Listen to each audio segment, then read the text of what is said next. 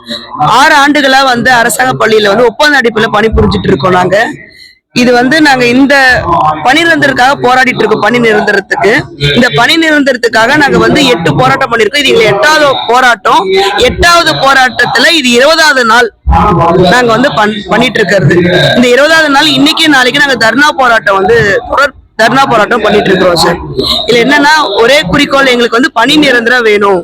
அந்த காரணத்துக்காக நாங்க இதை பண்ணிட்டு இருக்கிறோம். நாங்க நல்லா போராட்டம் பண்ணீங்களே, இது வரைக்கும் உள்துறை அமைச்சர் யாராவது முதலமைச்சர் யாராவது ஆதரவு கொடுத்தாங்களா? இல்ல, யாரும் உள்துறை அமைச்சரோ இல்ல முதல்வரோ வரல இங்க சார். எங்க ரிலேட்டடா நாங்க சிஎம் சார் அப்ரோச் பண்ணும்போது சார் எங்களுக்காக கேபினெட் கூட்டினாங்க.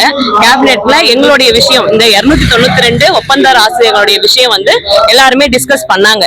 டிஸ்கஸ் பண்ணதோட ரிசல்ட் என்னன்றது எங்களுக்கு இன்னும் தெரியல சார். அது என்னன்னு தெரிஞ்சாதானே நாங்க அடுத்த கட்டம் எங்களுக்கு என்ன பண்ண போறாங்கன்றது தெரியும். அதனால இந்த கூட்டத்தொடர் அவங்க பிளான் பண்ணபடிதான் நடக்கும். இதுல எங்கள்கிட்ட பத்தி பேசினாங்கன்னா அது எங்களுக்கு ரொம்ப பெரிய உதவியா இருக்கும். சோ இந்த மீடியா மூலமா நாங்க ஒரு கோரிக்கை வைக்கிறோம், இதுல எங்களை பத்தி பேசுங்கன்னு சொல்லிட்டு. பொதுவா ஒரு இஷ்யூன்னு எடுத்தீங்கன்னு வச்சுங்களேன், ஒருத்தவங்க சப்போர்ட் பண்ணுவாங்க, ஒருத்தவங்க ஆப்போசிட் பண்ணுவாங்க. ஆனா இந்த 292 ஒப்பந்த ஆசிரியர்களுடைய பணியோடைய நிரந்தர பணிக்காக ஒட்டுமொத்த எல்லா அரசியல் தலைவர்களும் எங்களுக்கு ஆதரவா தான் சார் இருக்கிறாங்க. சோ இது வரைக்கும் இந்த மாதிரி ஒரு இஷ்யூ நடந்திருக்கான்னு எங்களுக்கு தெரியவே இல்லை.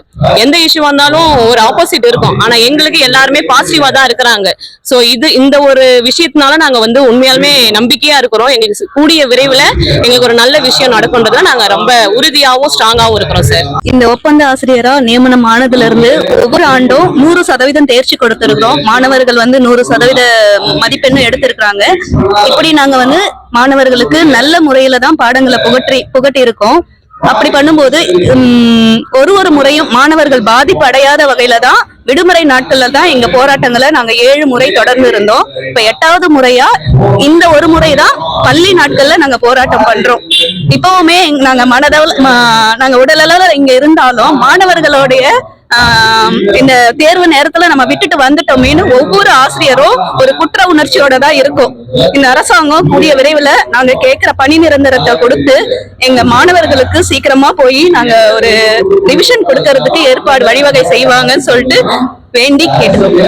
மாணவர்களுடைய நலன்ல எங்களுக்கு அக்கறை இல்லையான்னு கேக்குறீங்கல்ல, இங்க போராட்டம் ஆரம்பிச்சு ஃபர்ஸ்ட் நாள்ல இருந்து ஹையர் செகண்டரி பசங்களுக்கு பிராக்டிக்கல் நடக்குது. எங்க டீச்சர்ஸ் போய் அதை அட்டென்ட் பண்ணிட்டு சைன் கூட பண்ணாம நாங்க அங்க வேலையில இல்ல, ஆனாலும் இந்த மாணவர்களுக்காக பண்றோம்னு போயிட்டு எங்களுக்கு சம்பளம் முக்கியம் இல்ல, அந்த பிள்ளைங்களுடைய நலன் கருதி பிராக்டிக்கலை முடிச்சுட்டு தான் இங்க போராட்டத்துல திரும்ப கலந்துருக்காங்க.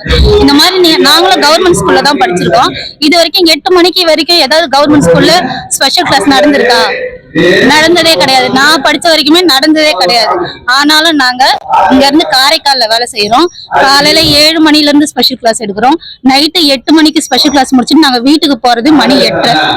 அதுக்கப்புறம் தான் போயிட்டு நாங்க சாப்பிட்டுட்டு எங்களுடைய வேலையை பாக்குறோம். எங்க குடும்பத்துக்கே நாங்க போன் பண்றோம். எங்க பிள்ளைங்க படிக்குதான்னு கூட எங்களுக்கு தெரியாது. இந்த அரசு பள்ளி மாணவர்களுக்கு 100% தேர்ச்சி நாங்க கொடுத்திருக்கோம். அதனால இந்த அரசாங்கம் எங்களுக்கு பண்ண சிறப்பான வேலை என்ன தெரியுமா, இந்த நடுரோட்ல நிக்க வச்சிருக்காங்க. எங்களை 20 நாள் ஆகுலாம் நாங்க நினைக்கவே இல்லை. சீக்கிரம் முடிஞ்சிடும். ஏன்னா படிச்சவங்க இவ்வளவு அழகா இருப்பாங்க நான் நினைக்கவே இல்லை. நாங்க உண்மையிலே எங்க உடல் தான் இங்க இருக்கு. உண்மையா மனசு எல்லாமே உணர்வு எல்லாமே பள்ளி மாணவர்கள் தான் இருக்கு. உங்களுக்கே தெரியும், அரசு பள்ளி மாணவர்கள் பெரும்பாலுமே ஒரு சில மாணவர்கள் நன்றா படிக்கிற மாணவர்கள் வீட்டுல படிப்பாங்க. இல்ல நாங்க சொல்லிக் கொடுக்கறதா முழுக்க எங்க பிள்ளைகள் போல சொல்லிக் கொடுக்குற மாணவர்கள் தான். அவங்க நினைச்சாங்க உண்மையா வருந்தப்படுறோம். அப்புறம் ஏன் நீங்க போராட்டத்தை கைவிட்டு பள்ளி மாணவர்களை போய் பார்க்கலாம்னு நீங்க சொல்லலாம். ஆனா மார்ச்சுக்கு அப்புறம் எங்க வாழ்க்கையே இல்ல, வாழ்வாதாరమే ఇల్లన్నదాన మేము ఉక్కందరు. నమస్కారం అండి. మేము యానం నుంచి వచ్చాము. యానం నుంచి దగ్గర 14 మంది ఉన్నామండి. మేము అందరం గెస్ట్ టీచర్లుగా త్రూ ఆర్ఆర్ రూల్ ప్రకారం త్రూ ప్రాపర్ ఛానల్లో సెలెక్ట్ అయ్యామండి. మేము అందరం కూడా అన్ని క్వాలిఫికేషన్స్ ఉండి టీచర్ గా సెలెక్ట్ అయినా కూడా అది గెస్ట్ అవడం వల్ల మేము పర్మనెంట్ టీచర్ గా పరిగణించబడలేకపోతున్నాము. దాదాపు 20 రోజుల నుంచి ప్రొటెస్ట్ లో పాల్గొనడం జరుగుతుందండి. మాలో సంవత్సరం ఉన్న ఒక సంవత్సరం బేబీ ఉన్న ఒక తల్లి కూడా ఉంది.